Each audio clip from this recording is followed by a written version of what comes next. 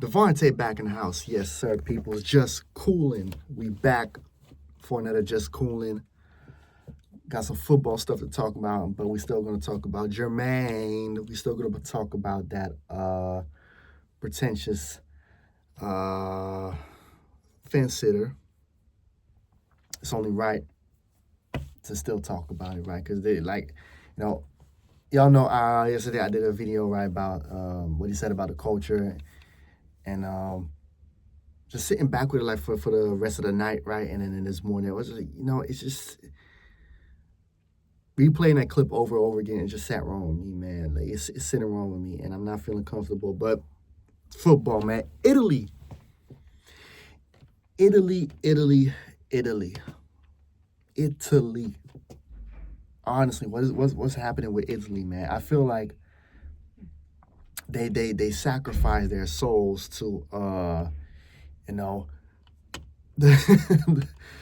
to all the lords of hell to win that World Cup in 2006. And ever since then they've been suffering. They have been suffering, and it's not just a national team. Italian football on the grander scale is suffering, man. Like what once had the best football league in the world, Serie A was the best, and I feel like Prime Serie A is better than any version of the Premier League. I don't give a fuck what y'all think or say. Serie A, especially Prime Serie A, better than the Premier League. Um, but is something's going on. I don't know what it is, man. And I think the best person to explain is my guy Gianni, man. Shout out to Gianni. Go subscribe to his channel, man. Gianni Talks Calcio, Napoli fan. But to see the downfall of what one a nation that won 3 World Cups, right? 3 World Cups. And they also won the Euros not too long ago. So they had so many great ballers, man. Pirlo, Baggio, Maldini, of course, Baresi, Zola, Totti, Del Piero. Del Piero, one of my favorite players of all time, right? Oh man, they had great Vialli, right? And we can get Vieri as well. They had so many great players over the years, and all of a sudden the influx of great Italian players is marginalized now. It's slim. There are not many great Italian football players anymore, and it's just sad to see. The Netherlands is also having a problem in terms of like the talent pool that they have, and the Eredivisie being garbage, but it's not as bad as Serie A, because at least the Netherlands will make the World Cup, Well, they go far, probably not, but it's like Italian football stopped developing after 2006. I think it probably has to do with Juventus. When they got caught with the whole scandal and stuff. Since then, it's like that scandal opened Pandora's box. Of course, Italy.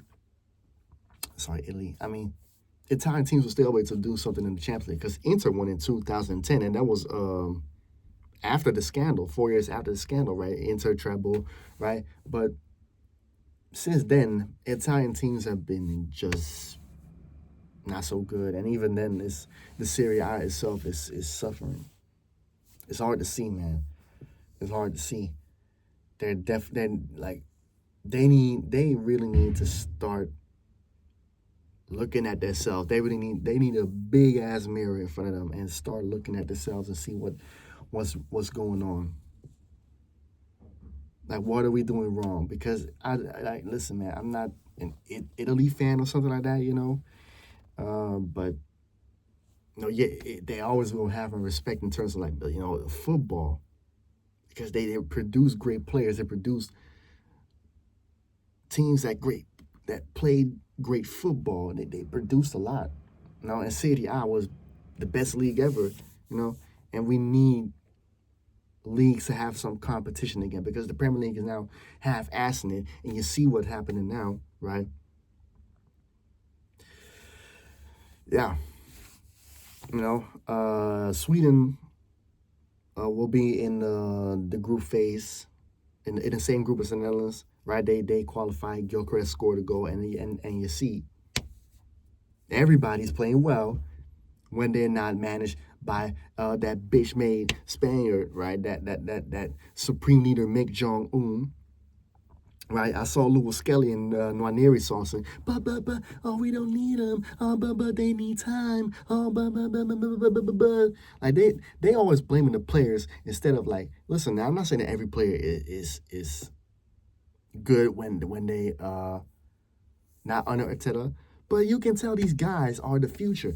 Lewis Skelly, Nwaneri are the future of this club. Give them the opportunity that they deserve. No, but instead, Arteta wants to hang on to me and you and Sabumafu and the sweet prince of every flop gooner, right?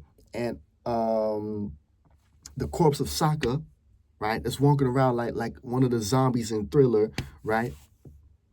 Like that's what he wants to hold on to instead of like giving the opportunities to some of the most talented players that we have in our squad that you can tell can make a difference because they have the individual brilliance. I'm talking about Dominic Nwaneri and even Lewis Skelly. But no, he wants to put Lewis Skelly as a left back. He's not a fucking left back. Stop playing him left back. He can play there, but you can tell when he's in the midfield, that's where he's at his most comfortable. Well, how can the manager of the under 21s in England see that Lewis Skelly's a midfielder, but Arteta can. He wants to misprofile every player and destroy them. This guy's an enemy of football, man. I'm sick and tired of Arteta, you know what I'm saying? And I cannot wait till he's gone. Like, honestly, man, like, I don't care if he wins something, he needs to go because it's sad to see that, you know, we're shaking in our boots that Lewis Kelly's gonna leave us because Arteta don't know what to do with him or just doesn't like him because he's not Spanish or not someone that's licking his boots or kissing his ass. Fuck all that. Honestly, man. And let's talk about Jamaica. Because I knew Jamaica was not gonna win against Congo, but bro, when it comes to like disappointing their nations, you know, with this football shit, Jamaica and Suriname are like Goku and Vegeta. They're definitely going hand in hand, man. They're doing the fusion dance and turning into the Gogeta of disappointments. Suriname and Jamaica, man. And look, I'm not Jamaican and all stuff, but they had a pool, right? They had a group that they could have advanced. The same with Suriname, but both of them were they just choked. You know what I'm saying? Reggie Miller sentence for both nations, man. Sad to see, but it is what it is, man. Jamaica won't be in the World Cup neither. Iraq is going to be there as well. I saw them win against Bolivia. I could have predicted that, though.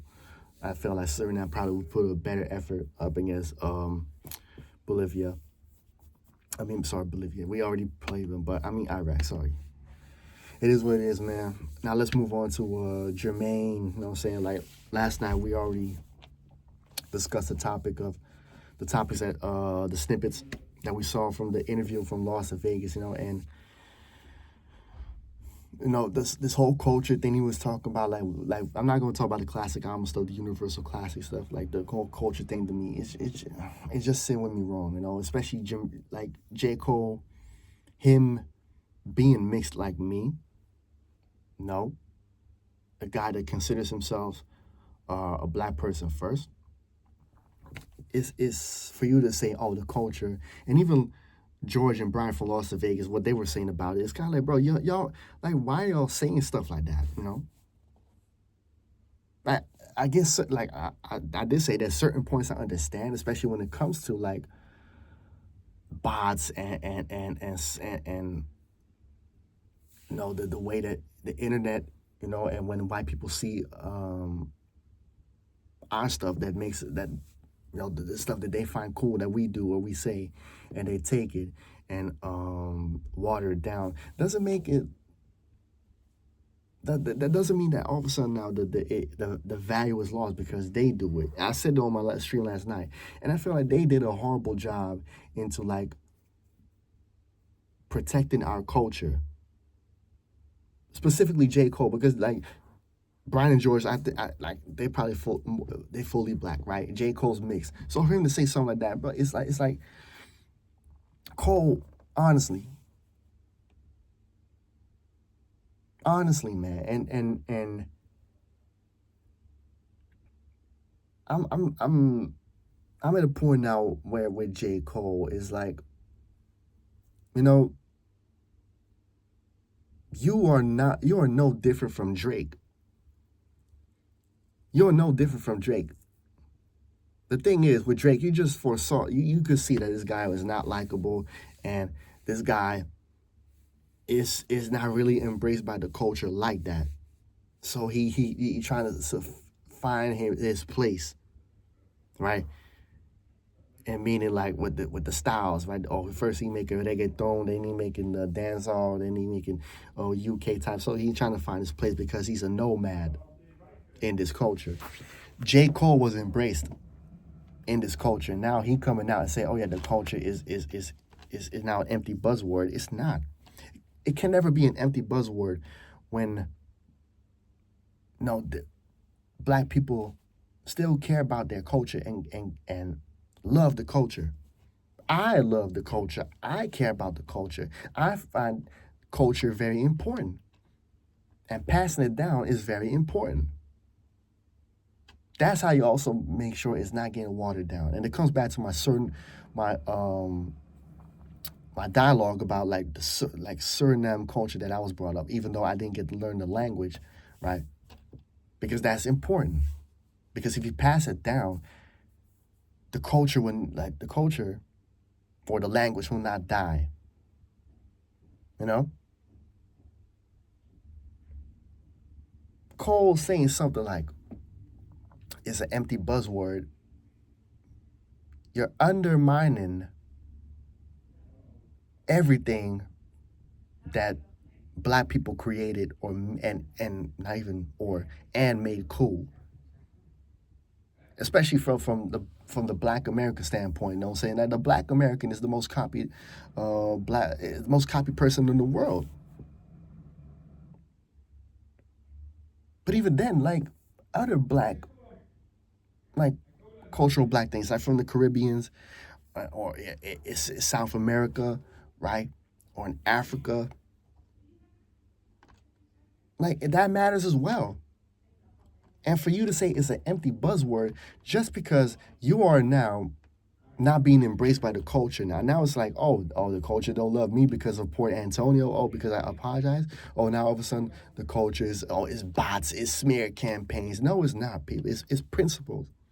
And you don't want to be held accountable for you not the apology, but the way you went, like the way you're going out on these interviews now, and the way you've been doing it. And you don't want to be held accountable for Port Antonio because nobody's asked you about that.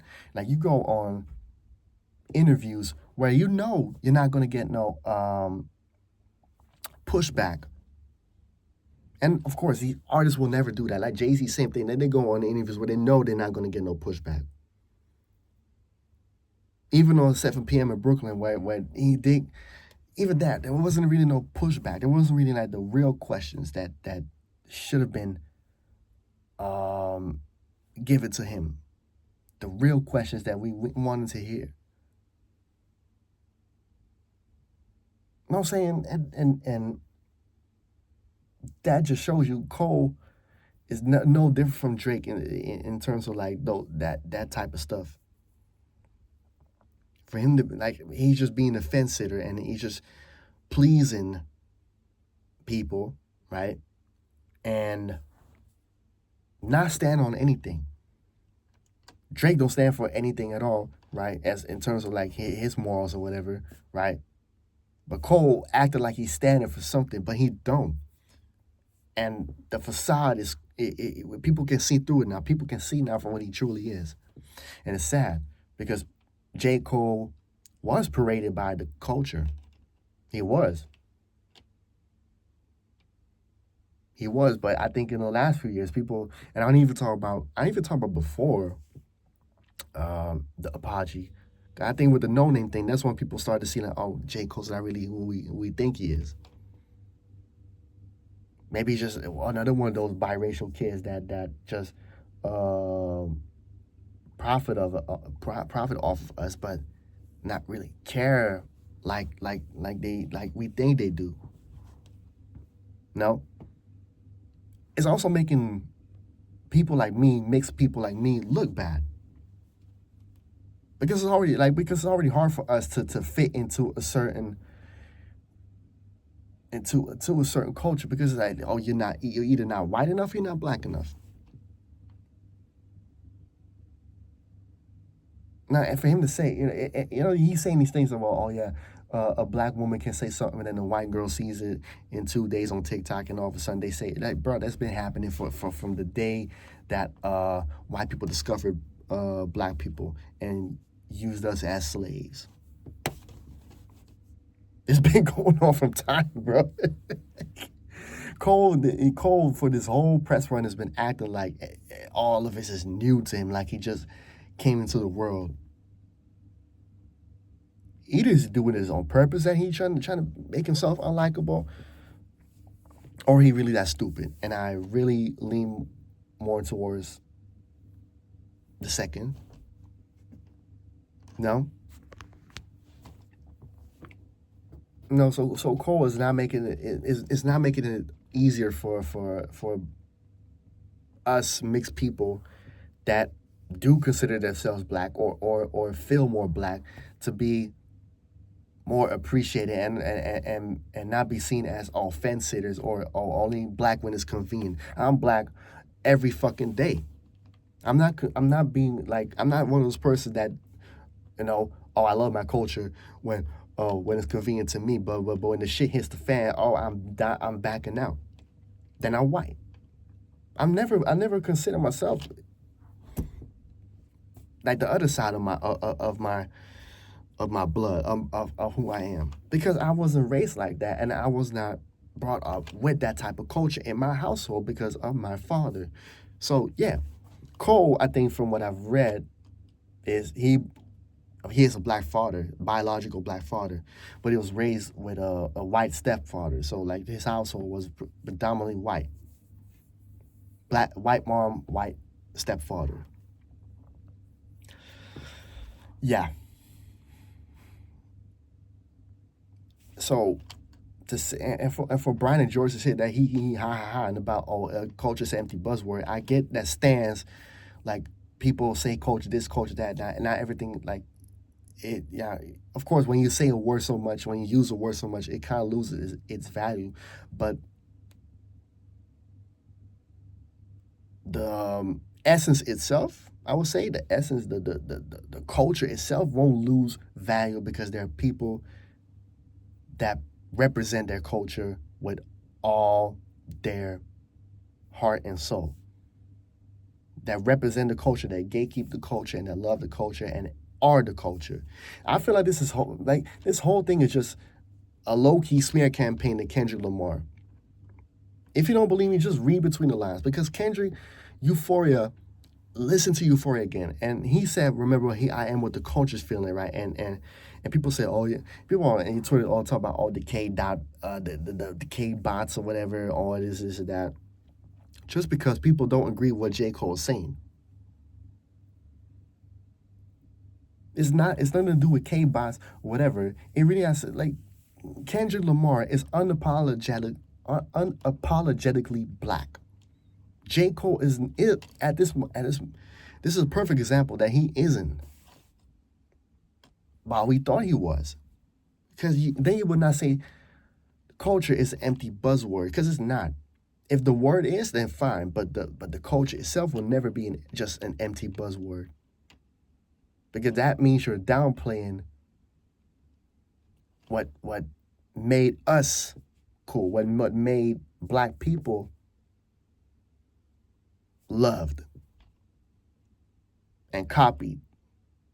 But that don't mean that because they're copying us, they're using our slang, that now it's not cool anymore. Oh, okay. Might as well not say it anymore because all the white people say it now. No. Oh, we own that, and it will never go away. So I'm not hearing J. Cole with this whole culture stuff, man.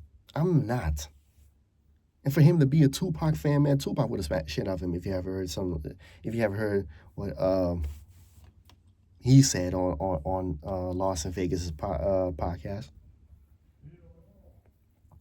And again, it just shows you that he doesn't go on these podcasts where he will get pushed back for certain stuff like that, man. He will get pushed back about some of the stuff that he's been saying. He will get questioned about Port Antonio, right? And he will get questioned about, everybody dies of false prophets and why he not responding to Sahai and Simba, right? But yet has energy for Diggy and Lil Pump and No Name. And all these backhanded compliments towards Drake, towards Kendrick. Meanwhile, he got all the love and energy for Mr. Iceman. You know, say, Iceman, Iceman, Drake, smear campaign, smear campaign, smear campaign. And you know what's funny about like the podcast he goes and all stuff, they never go at Drake about that stupid ass lawsuit he just filed. Nobody saying nothing about that. Nobody's holding him accountable. Definitely not J. Cole. And they're not holding J. Cole accountable neither. Accountability, right? That's what will make the world a better place. Because that's why the madness is going on today, because there's no accountability. I rest my case, peoples. With that being said, subscribe to the channel, like and share the video. PJ's POV, subscribe to that channel as well. New episodes out. And we move on to the upcoming stream on Monday, right? We're going to do another ranking, another tier list, right? Stay tuned for that. And we are out, peoples. Have a blessed one.